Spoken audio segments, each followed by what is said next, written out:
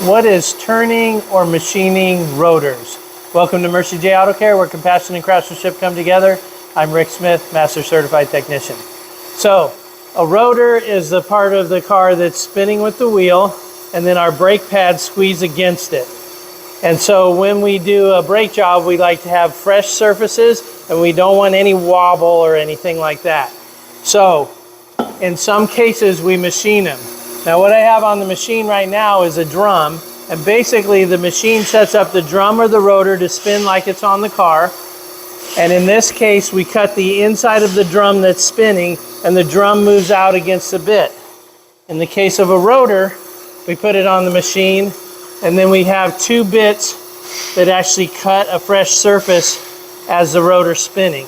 So that's the basics of what machining a rotor is, or turning it's another term. There are machines that can do it on the car as well. Hope this has been informational, and until next time, safe travels and blessings to you.